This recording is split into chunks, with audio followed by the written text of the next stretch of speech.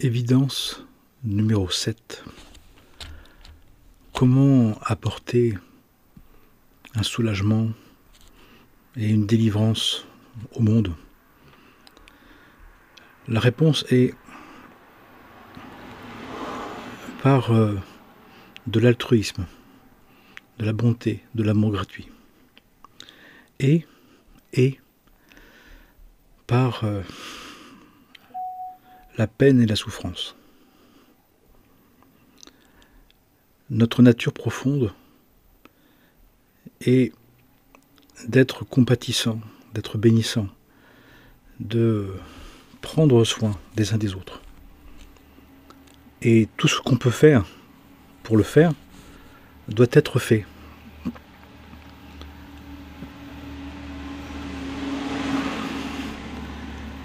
Doit être fait le plus souvent possible, le plus pleinement possible. Le souci, c'est que notre égocentrisme, nos doutes, nos projets personnels, notre nombrilisme, a créé un système tourné vers soi, tourné pour soi. Ce qui fait que nous sommes dans un système, dans un fonctionnement général, où la bonté naturelle, la bonté profonde que nous portons est devenue optionnelle, est devenue comme un supplément, comme une version possible, mais pas prioritaire, pas principale, secondaire. On choisit une espèce de bonté d'âme qui serait une décision personnelle et qui ferait qu'on est des gens formidables. Mais ce n'est pas ce que disent les enseignements. On dit que notre nature profonde, véritable, authentique, porte l'état du Bouddha, l'état du Christ, l'état divin. Et que c'est notre nature véritable. Et c'est ce qu'on est venu justement éprouver, c'est-à-dire incarner, vivre concrètement, réellement, pleinement dans cette vie. À partir de là, la vie que l'on veut, qui est autre que ça, est une vie inversée, une vie étrangère à la nature profonde de l'être. Bien sûr, des personnes s'en souviennent, des personnes s'en rappellent et changent les choses. Mais la majorité des êtres, et la majorité en nous,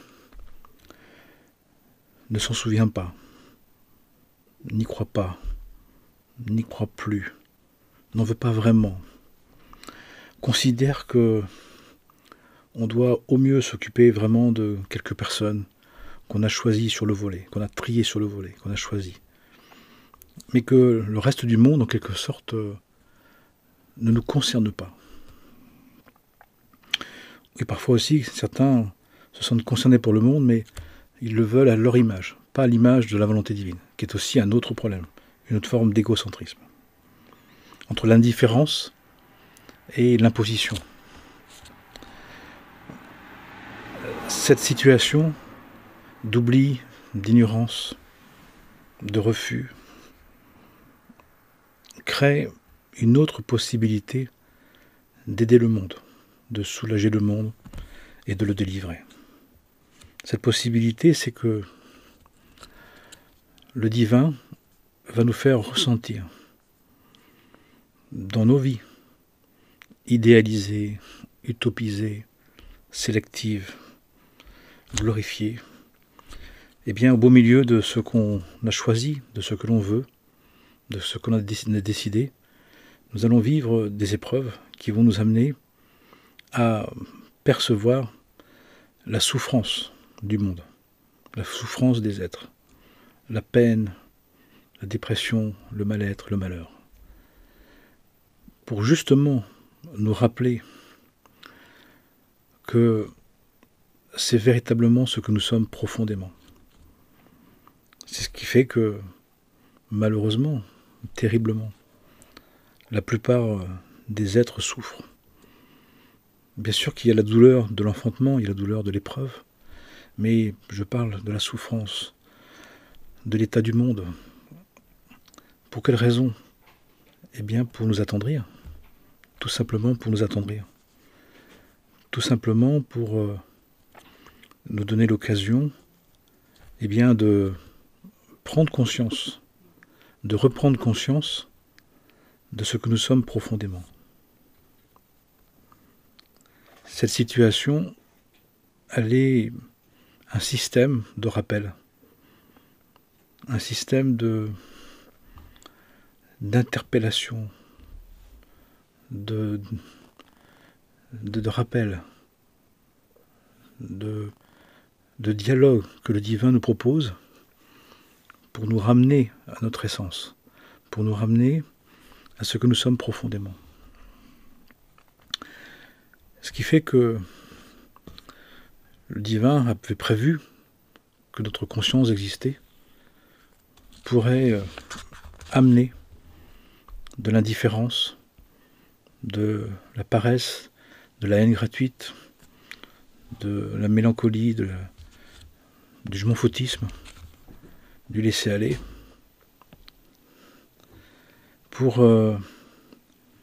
et que dans ce cas-là, eh bien, le divin a prévu un système de souvenirs, de rappels de notre nature profonde, qui passe par le fait de vivre dans nos vies qu'on a choisies, eh bien, des situations douloureuses, des situations difficiles, délicates, éprouvantes, souffrantes, saisissantes.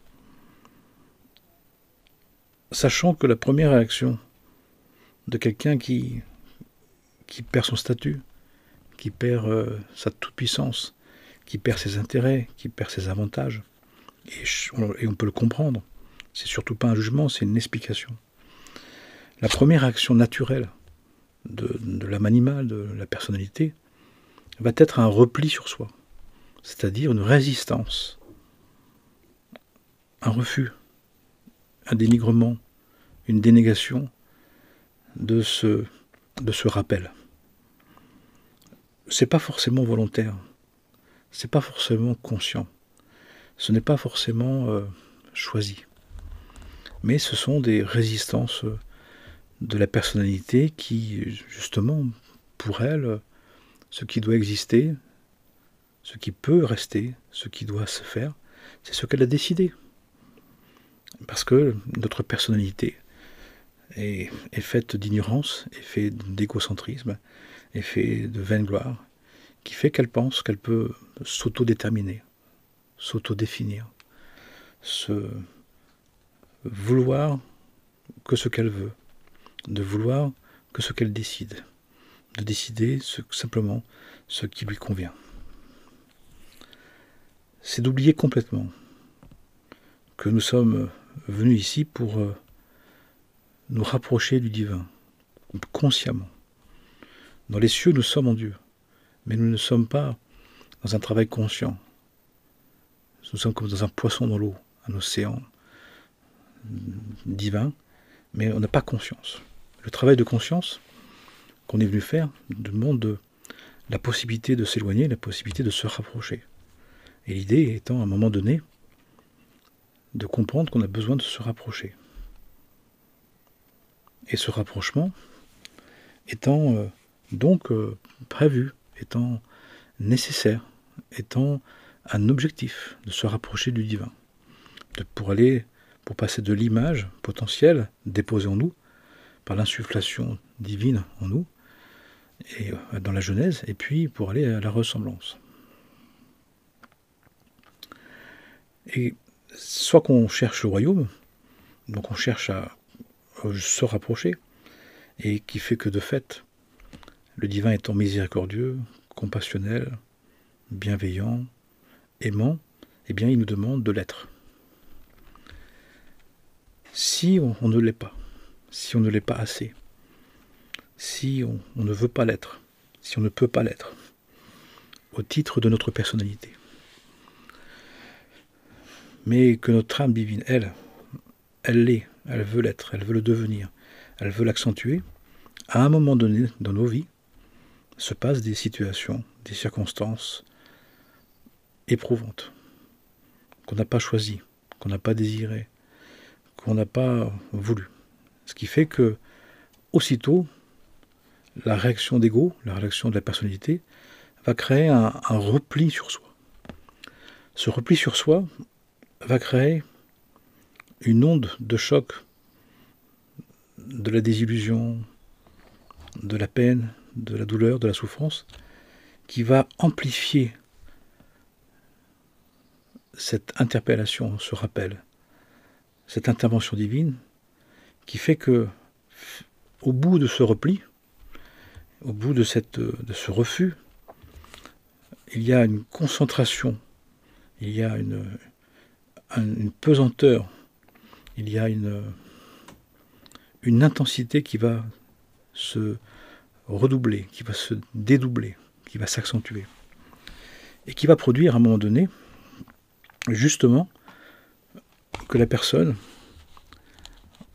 par son refus temporaire, par le fait de vouloir repousser et de vouloir se guérir de la souffrance, de la douleur, de la peine, elle va réussir pour une part, elle va être soulagée, une part qu'elle va réussir à maintenir, à modifier, à réduire, mais il va rester une part qui, justement, ne veut pas guérir, ne veut pas guérir, ne peut pas guérir, ne doit pas guérir. Parce que cette part-là, c'est cette part qui veut toujours la délivrance, être délivrée, mais pas par soi-même, mais par Dieu. C'est cette part qui va nous ramener à Dieu. C'est cette part qui va nous ramener à la conscience de notre nature altruiste, bénissante, compatissante, aimante, profonde. C'est cette part qui va nous faire prendre conscience, nous rappeler que nous avons un projet en commun, que notre nombrilisme ou notre égocentrisme est une erreur, est un péché. Péché, c'est commettre une erreur, de manquer la cible. Nous devons nous centrer sur l'aspect commun. Nous devons développer une conscience unitive, inclusive et universelle. Et un des grands moyens de le faire, si ce n'est pas par l'effort volontaire, qui coûte, quotidien, régulier, par un choix de s'imposer, de se forcer, de s'obliger. Et la plupart des êtres, la plupart des âmes ne le veulent plus, ne le conçoivent plus, que seulement pour ce qu'ils veulent vraiment. Eh bien, pour autant, à un moment donné, quand la personne est trop tournée vers le divin, est trop tournée vers elle au détriment du divin, eh bien, il y a un rappel qui se fait, que tout nous est prêté. Donc, et pour nous le rappeler, tout nous est enlevé. Que tout est temporaire. Et on peut vivre dans sa vie des pertes de santé, des pertes de personnes, des pertes de situations. C'est-à-dire qu'on va nous rappeler que le maître du monde, le maître de la vie, ce n'est pas nous. C'est Dieu lui-même. Et puis ça va nous donner l'occasion, justement, de redésirer à trouver une libération, à trouver une délivrance, à trouver un mouvement de résurrection, c'est-à-dire un soulagement définitif. Mais ce soulagement définitif, de cette part de souffrance, de peine, de haine, de déprime, de désillusion, de désespérance, de non-sens, qui nous afflige, qui nous colle comme une glu mortelle, c'est pour nous amener à appeler la miséricorde divine, la compassion divine sur nous, de comprendre qu'on a besoin de Dieu, de comprendre que seul on ne pourra pas faire. Seul sans le monde, seuls sont les autres, seul sans Dieu, on ne pourra pas.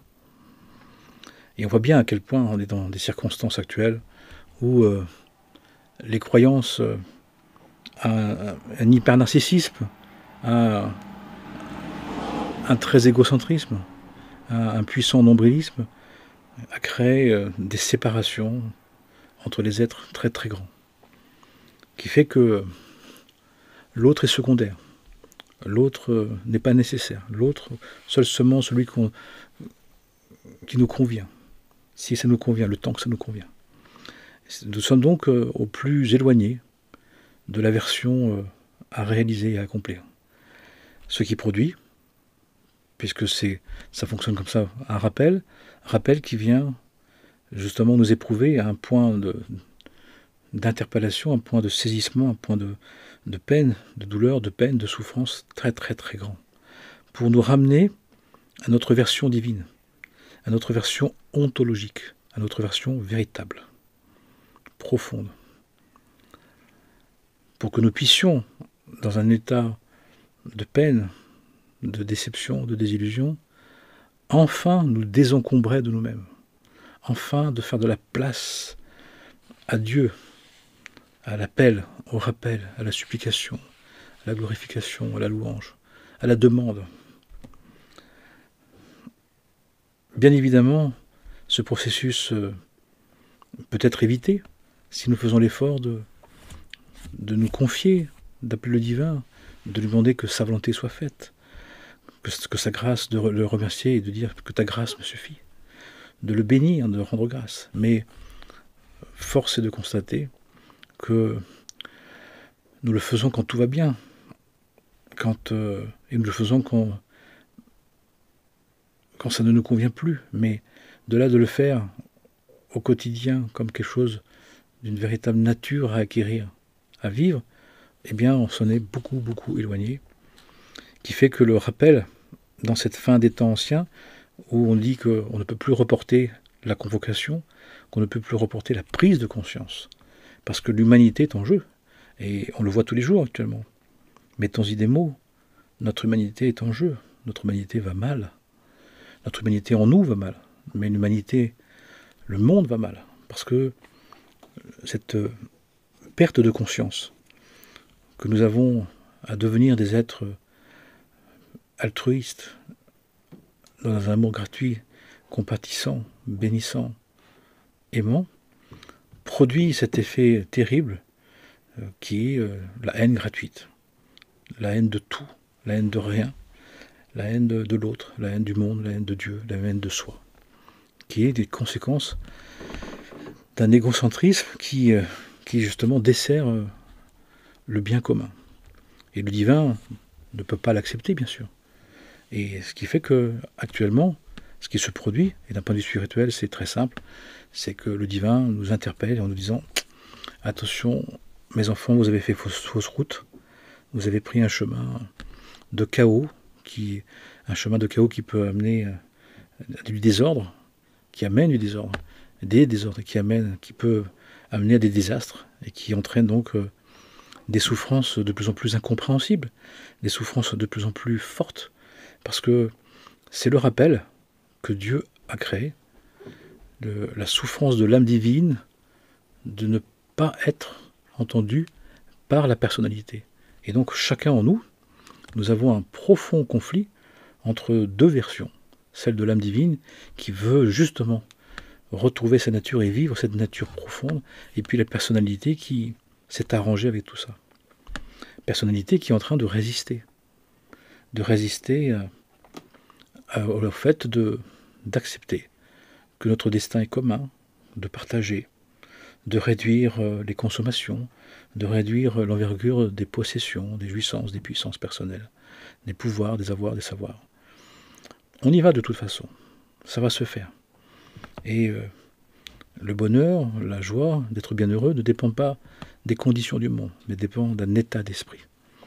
Et l'idée, c'est de trouver un état d'esprit, justement, qui va être capable d'être rassasié, d'être apaisé, d'être fraternel, tout simplement parce que on va reprendre conscience de notre nature profonde, notre nature de grande bonté, de grande compassion, de grand altruisme, d'amour gratuit.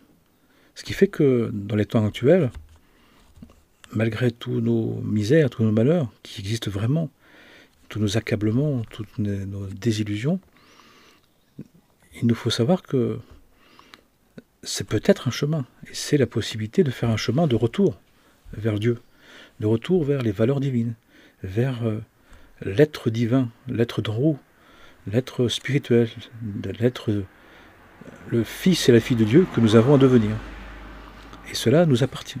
En faisant ça, eh bien, nous allons réduire nos souffrances, nous allons réduire nos peines, nous allons réduire nos désillusions, nos amertumes, tout simplement parce que la prise de conscience qu'il y a un projet universel, unitif, inclusif, un projet divin, qui fait que le partage, le don de soi, la compréhension, l'amour du prochain, la bienveillance, le jugement favorable, entraîne justement la possibilité que le divin, justement, nous fasse descendre dans notre vie toutes les bénédictions qui sont liées à notre état d'altruisme. Parce que la bonne nouvelle et la très bonne nouvelle, c'est de savoir que quand nous commençons à nous remettre dans une mentalité divine, dans un comportement spirituel, de nous remettre dans notre identité ontologique, ça permet à ce moment-là de recevoir une aide divine, une manne divine, des bénédictions divines, une grâce divine, que seul cet état d'être, que seul cet état d'esprit peut faire descendre. La manière dont nous sommes dans notre comportement fait descendre en correspondance des grâces, des bénédictions, des mannes, des aides. Et si nous sommes dans une version altruiste, ouverte, disponible, universelle, inclusive, de fait, nous allons recevoir toutes les bénédictions de l'Éternel béni soit-il et de l'infini béni soit-elle. Ce qui n'est pas possible quand on est dans une version égoïste, égocentrique, malveillante, abusive, agressive. On se coupe de ce degré spirituel. On nous ferme les connexions au monde divin qui ne peut être reçu qu'en étant justement en syntonie, en correspondance, en harmonie. Le même attire le même.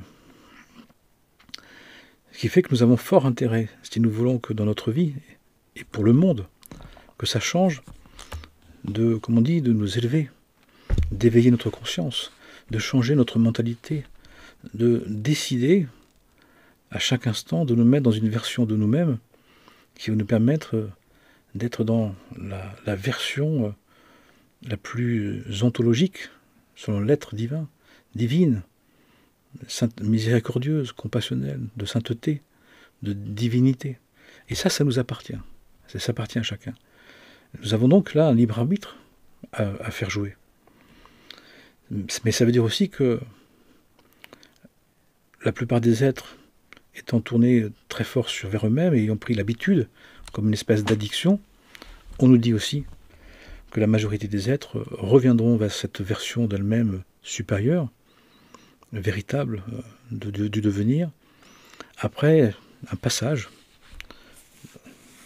de saisissement, d'empêchement, de conflits, de difficultés, de peines, de pertes assez importantes, puisque ça va d'abord créer ce fameux repli sur soi, cette fermeture qui montre à quel point on était auto-centré, et qu'à un moment donné, il faut bien que le degré de désillusion, le degré de défiguration, le degré de peine soit suffisant pour que ça craque, pour que la coquille s'ouvre, et qu'enfin, on puisse accéder à un degré de nous. Quand on dit de très haut, c'est de très intérieur, très haut spatialement, mais spirituellement, c'est très intérieur. Pour accéder à un autre degré très intérieur, il s'agit justement de descendre, de devoir descendre en nous pour trouver dans cette obscurité, cet abîme, cette ténèbre apparente, eh bien justement une autre lumière, une autre présence, une autre conscience. Et ça passe par une préparation qui s'appelle la douleur de l'épreuve. Mais douleur de l'épreuve qui peut être tellement saisissante que ça fait souffrir l'ego, ça fait souffrir tout ce qui justement ne le concevait pas, ne le voulait pas, ne le désirait pas, ne l'imaginait pas. Ce qui fait que De toute façon, toute épreuve va être éprouvante, et avec une part de douleur de l'enfantement, mais aussi des souffrances, c'est-à-dire de l'idée des douleurs, des enjeux qu'on a mis, des conceptions qu'on a encore, qu'on doit perdre, qu'on doit remettre en jeu.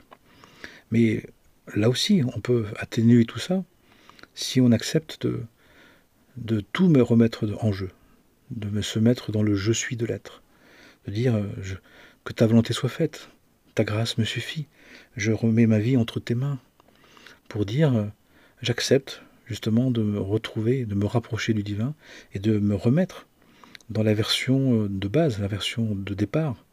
C'est celle qui fait que on est venu là pour entretenir un dialogue avec le divin qui va nous permettre de nous faire grandir, qu'on passe d'être un enfant divin à un fils et une fille de Dieu, et ensuite un co-créateur en Dieu. Et c'est tout le projet qu'on a, et actuellement, dans les circonstances très délicates, très difficiles, eh bien, d'un point de vue spirituel, je parle bien, c'est une invitation à ce retour, à ce retournement, à cette délivrance de cette illusion de la séparation, de l'égocentrisme, de la haine gratuite, de la vie pour soi sans les autres, sans le monde et sans Dieu. Et comme le divin a prévu qu'on réussisse de toute façon, c'est inévitable, eh bien il fera tout, le divin, pour qu'on puisse y retourner, qu'on puisse aller vers cette version où tout s'accomplira, où tout se réalisera selon sa vérité, selon sa volonté unique, juste et bonne, totalement et définitivement. Que la paix soit sur nous, en nous et tout autour de nous, pour le bien de tous les êtres sans exception possible, imaginable. Amen, shalom et salam.